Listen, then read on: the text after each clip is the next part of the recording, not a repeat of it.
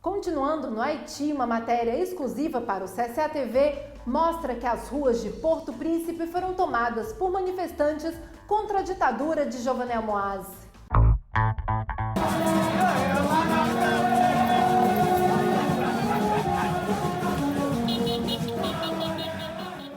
Sans incident, la grande marche pacifique s'est déroulée à Port-au-Prince le dimanche 28 février. À l'initiative du secteur religieux et des organisations de la société civile, plusieurs milliers de personnes sont descendues dans les rues contre l'insécurité, mais aussi et surtout contre la dictature instaurée par le pouvoir en place. Rameaux et pancartes en main, la mobilisation a démarré à partir de 2 points de rassemblement. Pendant tout le parcours, les manifestants ont proféré des paroles amères à l'endroit de Jovenel Moïse, dont le mandat constitutionnel a pris fin le 7 février dernier.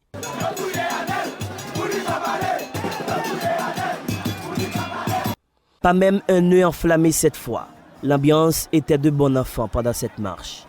Mais la situation peut tourner en vinaigre si Jovenel Moïse persiste à ne pas vouloir quitter le pouvoir, selon ce citoyen. Nous-mêmes, comme jeunes garçons, comme peuple, nous disons, Madame Lalim et communauté internationale là, encore, les Haïtiens toujours été pacifiques. Et dit Madame Lalim, si la prend compte de notre grand-mère, je dis à la dit combien de monde qui là. Et n'a dit, bon dimanche qu'a privé, et pas pacifique là bien.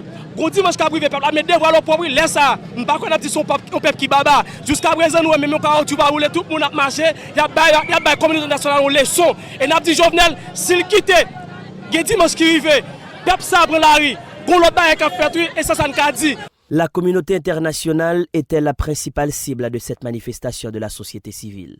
Encore une fois, les voix s'élevaient pour demander aux pays amis d'Haïti de ne plus supporter Jovenel Moïse, dont la gouvernance est entachée de scandales de corruption, de massacres et de décisions anticonstitutionnelles. C'est aussi la position de l'activiste James Beltis. Nous sommes là pour nous dénoncer la communauté internationale là, qui vient dire qu'il vient supporter la démocratie en Haïti. Qui supporter et puis qui a un appui technique à une dictature féroce qui n'a pas peur de passer porte dans coup de monde pour les filles kidnapper pour étrangler, qui a kidnappé les gens, qui a crasé l'institution, qui a persécuté tout le monde qui n'a pas dit même bagarre ensemble avec eux.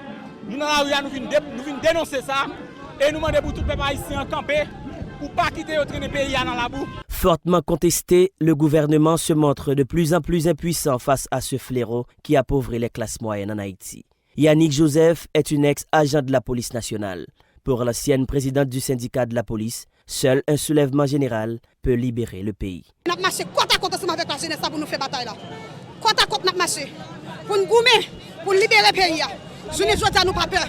Nous c'est la jeunesse. Nous prenons forme valse qui kembe nous, dans dictature, dans kidnapping, dans misère, dans crasse, dans gros. Yannick Joseph qui signe d'elle. Quelques heures avant le rassemblement du 28 février, au moins 5 cas de kidnapping étaient enregistrés, dont une tentative ratée tournée en assassinat. La victime, le docteur Ernst Paddy, un pédiatre de 63 ans très reconnu à Port-au-Prince. Dans la foulée, des partis politiques proches du pouvoir continuent de réclamer des élections avec un conseil électoral provisoire qui ne fait pas de consensus, un climat sécuritaire marqué par la terreur.